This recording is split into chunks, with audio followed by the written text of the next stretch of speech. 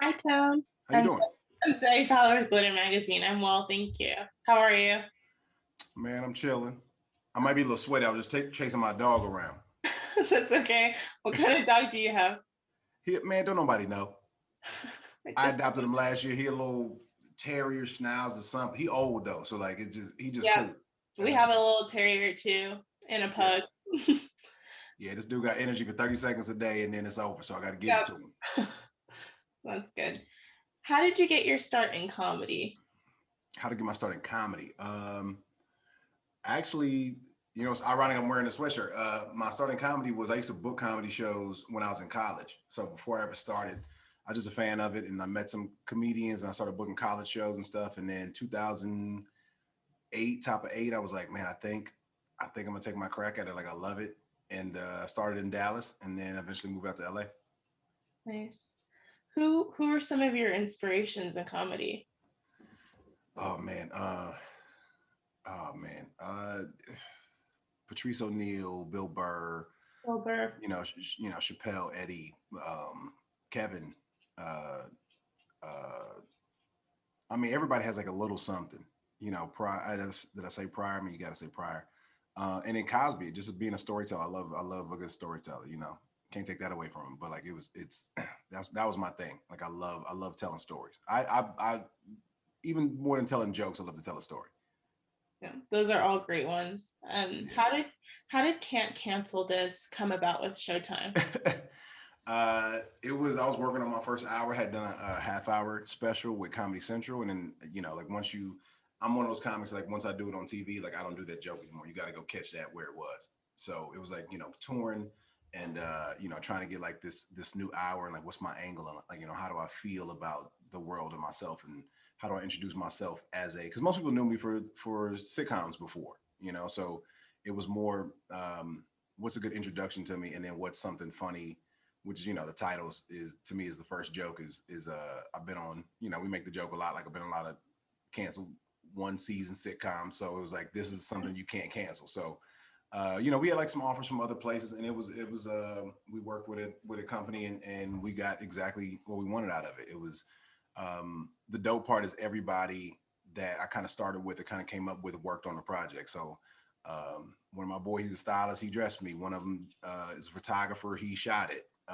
He did all the still photos and the cover photo. And my boy, who's been on the road with me for like 5-6 years, he warmed up the show. So Omar Dorsey is the voice you hear introduce me from Queen Sugar. Like everybody, all my homies came through, and everybody had like a hand in it. That's so nice. You successfully crossed over from comedy to acting. Did you always have this interest? Yeah. I've been like in theater groups and doing stuff since I was in, high school and I was on this PBS show when I was like 12, called Kids Barn. So like I always had the knack for it. I kind of gave it up because I just honestly I was like, it was that reality show boom that was like, oh man, TV's not gonna be what it used to. And I still am a huge I'm a Will Smith aholic. I'm a big fan of Will since like Fresh Prince. I just always like, I'm gonna do that.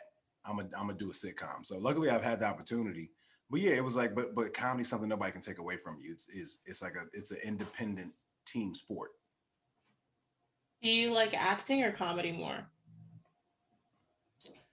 People ask this all the time. Comedy. Do you I like love stand comedy or stand up more? stand up. Everything has to work together for it to be great. The crowd has to be into it. You got to be on, the lights, the sound, everything. I mean, especially when you shooting something like a special, but just being in a club and just seeing if my thoughts can make you laugh. Like that's like you go home happy. And then in the nights that it doesn't go well, you go home going like, I gotta fix that.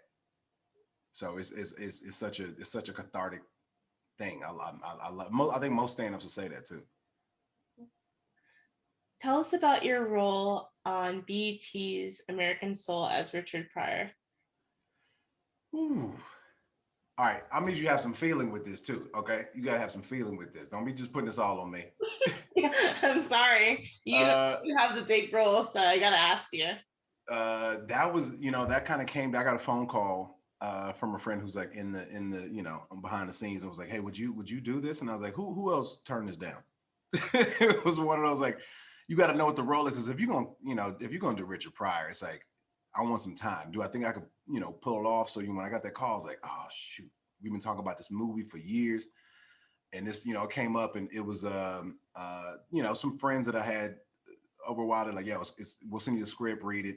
And the reason why I jumped into it is quick, because I didn't have that long to prepare for it, because I was also shooting U.S. versus Billie Holiday at the same time when I shot that. So it was kind of, luckily I was already shaven and I kind of had the mustache look already, and it was like I felt more comfortable, because you got to see yourself in that look, and also I need to know how much Richard this is, and luckily it wasn't about his life. This was about Richard Pryor being a host of Soul Train. So to me, it was like, okay, this is not as deep and dark and biopic-ish as some characters have been on there. So like I was like, yeah, I definitely do that. So that was a lot of fun, man. Everybody, that whole cast is amazing. You appeared in Little along with Issa Rae, Marseille Martin, and Regina Hall. Can Yeah. you tell me some of the highlights from the project? Oh man, that was so it was so fun. I've known Marseille since they started Blackish. Like I was with Kenya Barris when he got the phone call that Blackish got picked up. It was wild. So watching them grow up and kind of be around, and then to see this happen, it's like hell yeah, I want to be a part of this. Like it was. I love Tina Gordon is amazing, the director, and I mean Will Packer and I. Like I've known Will for years, so it was nice. It was a nice project. I mean Regina and I had a project back in the day, didn't move forward, but I mean, just everybody around the East has always been dope. So like, just even getting around and watching Marseille be like a boss, like behind and in front of the camera, it was dope to watch. I don't know how she might have been 13 or 14 then. It was so dope to watch her be like, she grew up in front of the camera. Amazing, amazing. She was so fun and funny. I mean, like, I wish they would release a lot of the bloopers. I'm sure people haven't seen a lot of the bloopers, but it's super funny. Yeah. Can you tell me about your role as Dickie Brewster in Sylvie's Love? Uh, yeah, that one was Eugene Ash directed that, and of course Namdi and Tessa starred in it. But it was cool to go back to that era. Like it was a fictional piece, but it was a nice love story, and the other players in it just I mean to be head of a quartet, and I'm glad I ain't had to sing. I'm glad it was that era, so I did not have to sing. I do not sing. Don't make me. You ever see me singing or something? That is not my voice. It I felt was around. no, no, no, no, no. I was like, is it singing? Is it singing? And so they put me through all these, piano lessons. So some of the notes I actually play and everything. I don't really play an instrument either, but no, it was dope. It was like, and it's something about, the wardrobe is beautiful. The layered wool and the women's dresses and the hair and I mean, it all came together and I'd never, first of all, I didn't see myself without a beard in like 10 years. So that shit threw me off. I was like, when I got the role, I was like, y'all sure? Because I don't know what I look like either under this. I've been wearing this face sweater for a long time. Like, are y'all sure y'all want to do this? And then, so yeah, but it came together, man. It was like, man, when people just want to work together and get something done, it a lot of familiar faces in it too. And I mean, Reggae Jean blew up off of this. I mean, him, with Brigerton and everything, that's my dude right there, man. It was such a fun cast. And I mean, a little bit of every movie gets thrown on the cutting room floor. So I mean, it's some scenes that people didn't see, some some extra stuff that's some stuff that popped in that I didn't know was going. I was like, oh, that's in there. So, but it was amazing, like especially for just like Black love, just like a nice story without all the negative stereotypes and the tropes and that we're used to seeing when it comes to a lot of films that are black. Black led, and this was just different. It was just different. It was just a beautiful story about two people who, hey man, not everybody's perfect. What did you enjoy the most about working with the cast? Probably the quartet, probably Namdi and Namdi, Courtney, Reggae, like all of them. It was like we were a real band. We practicing and playing in studios and it was like we were a band for real. We're backstage yelling at each other and shit. It was a lot of fun. It was a lot of fun. I mean, I think my favorite day on set was the day we had to do. I think it was our first day on set, if I'm not mistaken. Or at least my first day on set. When we had to do the quartet photo, like the like looking off to the side, like the black and white joint for the concert. That was my favorite. You always see that shit back in the day. It's always like this. Yep. It looks like, very, very like the aesthetic is perfect. Yeah. Do you think, or do you feel like you're a big jazz fan at all? Yeah, well, I'm more of a funk fan to be honest with you, but like, I mean, when you get there, you have to listen to more jazz. I mean, I got plenty of Miles albums and now you're about to make me blank because I didn't think you was gonna ask about this. It's Um, okay. but yeah, Or so like I mean, even right before this, it was cool because I started collecting vinyl. So I was listening to a lot of stuff already, and yeah, it just makes you appreciate the music a little more. Especially, I mean, how talented. I mean, Namdi learned the saxophone for this. I mean, he spent 2 years learning the sax for Courtney's a professional bass player. Reggae had to learn drums. You know, I had to learn how to tickle these keys. So it definitely make you appreciate, especially what was going on in the era, and people just trying to give you some art and just let your mind escape from it and just teach you something while you listen. So it yeah, it was a great experience. can you tell us about your character John Levy in the United States versus Billie Holiday? Yeah, John is one. Let me just give a shout out to Lee Daniels and I'm gonna say Andra, but Andra Day. She, I can't wait for y'all to see this. If you haven't seen it yet, it is. She puts her foot in this. Beautiful. I mean, Susan Laurie Parks wrote a beautiful piece, and Lee directed the hell out of it, and it just yeah, it was a different character than I've ever played. I mean, even Dickie was, Dickie Brewster from Sylvia's Love is, he teetered on that line that I'm not used to because I usually play like a super nice dude. I usually play like the perfect guy, and parents want to meet him, and he's great. And this was a nice, Dickie was a step up, and then John is ooh, John a little different. John a little different. So it was Lee trusted me with it. And actually, he's told this story already, so I'll tell it. But like, I wasn't originally cast as John. I ended up replacing someone, and it wasn't because the dude wasn't talented. He was a talented brother. It just Lee was like, I need this look, and he called me, and I was actually, all right. Here's a true story. I was actually drunk at a bar. Lee called me, and it was like a Friday night or something. He was like, "Hey Tone, I want you to take a look at this," and I was like, "Lee, I am hammered right now. I'm watching basketball. I'm with my boys." I was like, "I'll call you in the morning." And he was like, "What?" And I was like, and one of my boys was like, "Who's that?" I was like, "That's Lee Daniels asked me to read the script right now. It's 10:30 at night. It's too late for that." And so I woke. I was like, "Lee, I'm gonna read it first thing in the morning, and then I call you back." And then of course I accepted. I was like, I read it, and I was like, something I've never done. And this is, these are those moments where you choose as an actor, if whether you want to accelerate or you pump the brakes. And I was like, let's go, man. And I mean, you've seen it, yeah? I'm guessing you've seen it. Oh, I can't believe you're the same person because the fact that you can go into such an intense character and also be a comedian is absolutely amazing. Yeah, I've It I've, I've seen it. It's it's really yeah. It was a dark week. It was a good. Hmm. dark week. And not to give anything away, but yeah, it was. I got off the plane and had to do the intro. When you meet my character, kind of the first couple of things you see. So that was different. Not knowing I was gonna have to wear nothing. You know what I mean? It was like it was one of those. I've been in intimate scenes before, but nothing like this. Hmm. And it's Lee Daniels, so we going there. So yeah, it was different. And then the mother scenes you're talking about, yeah, it was a dark time. It was. I mean, in the I'll say the moment. I don't want to say too much. That one of those last moments where we get into it. There was a scuffle. I'll say maybe a little more than a scuffle, and what made it in is a moment that went wrong but went right for the film.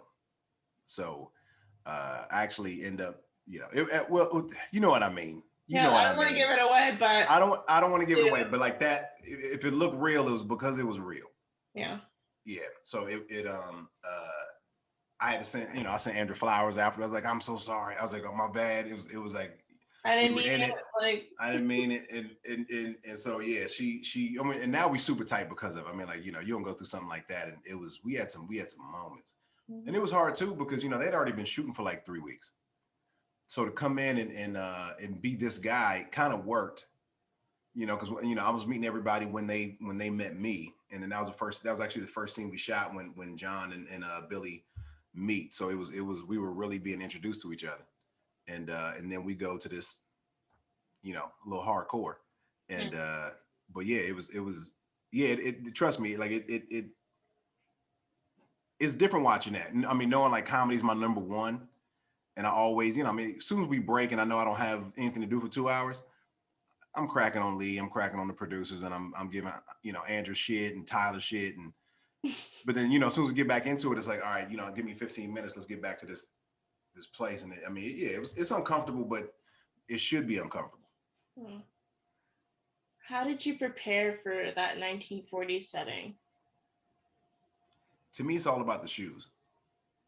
I know that sounds kind of crazy sometimes when I tell people that, but it's shoes made different back. And when you step into those shoes, and it makes you walk different. It makes you feel, you get the clean shave and you get the hair, but something about wearing the clothes and the garb and like those shoes of how this dude's gonna walk, it just kind of makes you powerful because I think it grounds you and pulls that out of you. It's everything was so authentic that um the sock garters, it makes you put your hands in your pockets different. It makes you reach in your coat pocket different. Just that feel, that weight of those clothes back then, and just how stiff those shoes are. And talking to Lee and doing my research and watching playbacks of what they've already been doing.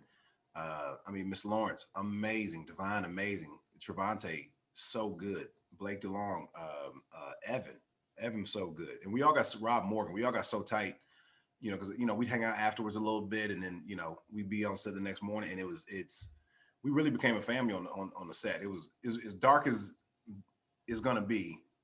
We had a ball making it. Did you know the complete story with Billie Holiday and Strange Fruit before taking the role? I heard the song in the 90s for the first time. I thought it was beautiful. And then, I heard it in college a couple times, and, remixes start coming out. And then you start, I think probably early mid 2000s is when like the lyrics kind of broke themselves down to me. Cause I didn't, sometimes you hear that cold ass beat and you go, man, these lyrics don't even make it through. And then you start hearing then the visual. But I think, like I said, you've seen it. So the visual from that Lee and Susan Laurie Parks give us with this is, I think it's going to define the song in a different way for a lot of people who never really thought about it. Yeah. What was it like for you working with Andra Day? She's so great. Yeah, she's so great. Other than our stunt malfunction, because we did our stunts together. They had people there, but we were like, her and I just gonna do them. It was great. Like she's so warm. She's so warm. Like she's great.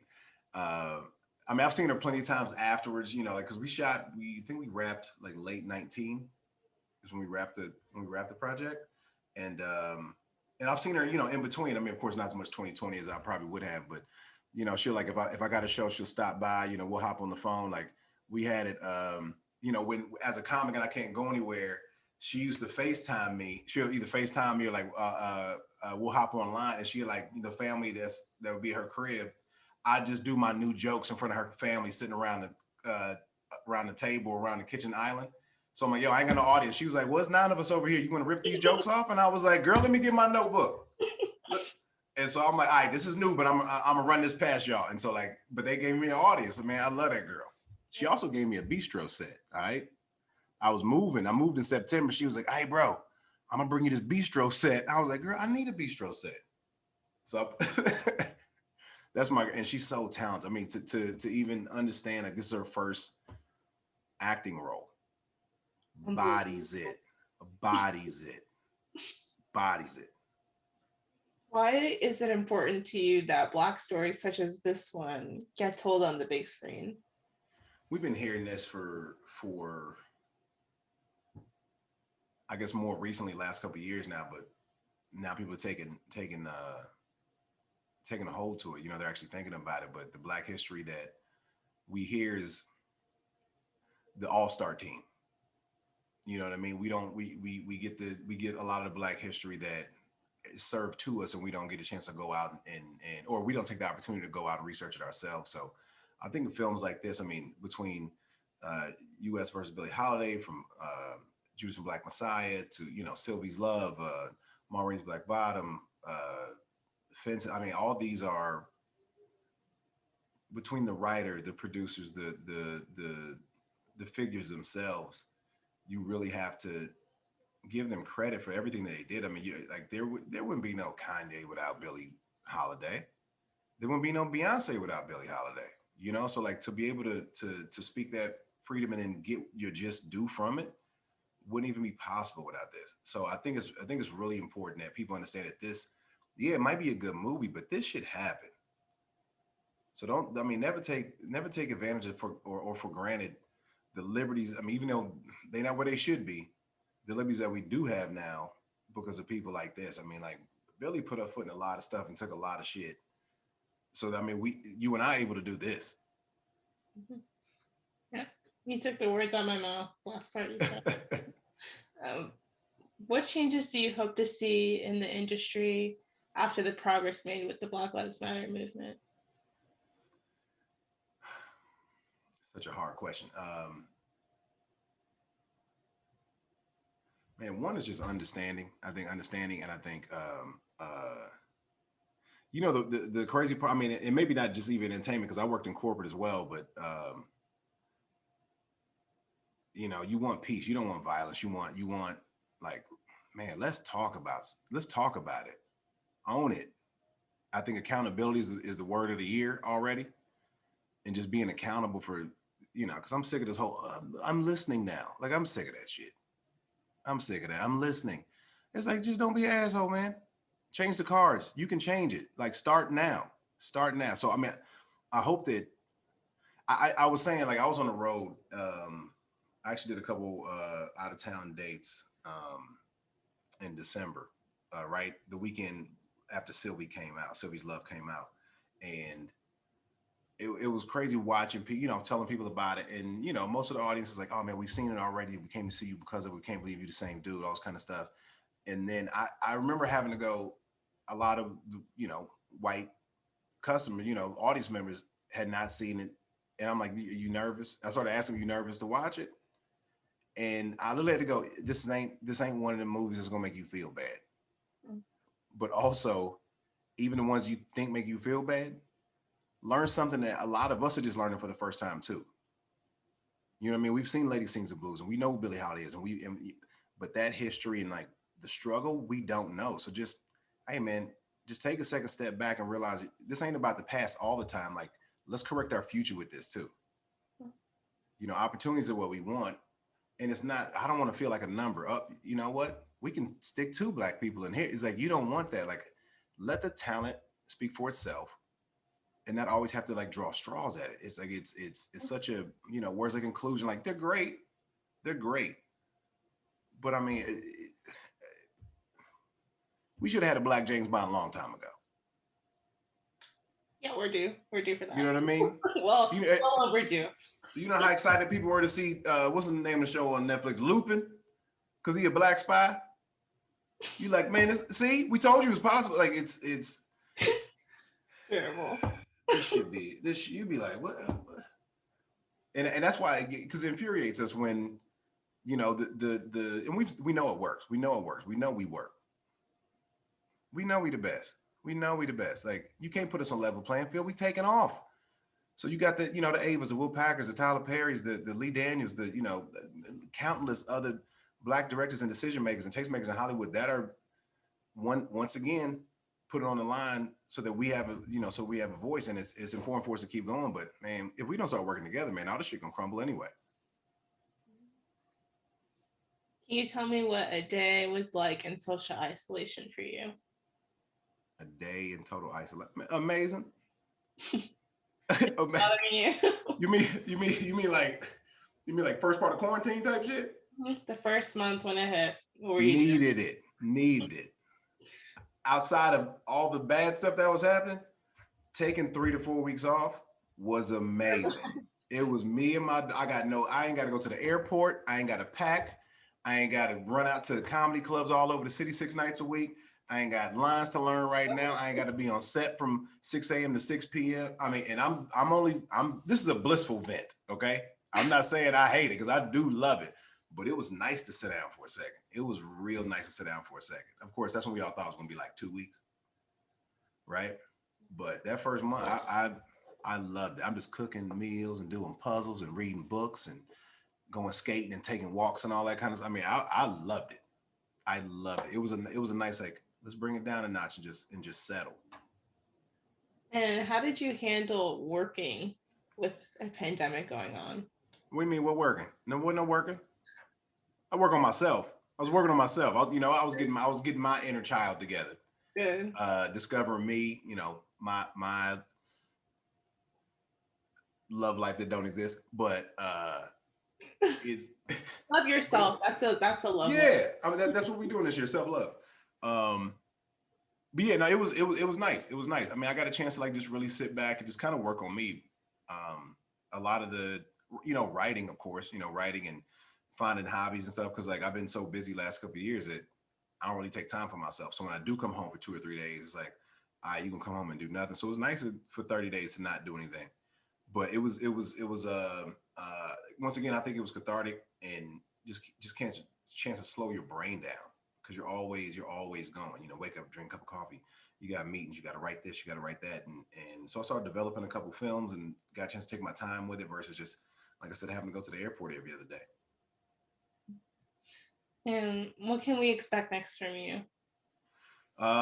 Comedy album coming out soon. Until I can shoot something new, so we had to do some audio. So hopefully, like by late summer, early fall, I'll be shooting another hour. Hopefully, like Can't Cancel This or two, or Can't Cancel This either, or something like that. Hold on, we're gonna do it like a separate. You know how Lil Wayne did it. You probably Can't Cancel This Volume 2, something like that.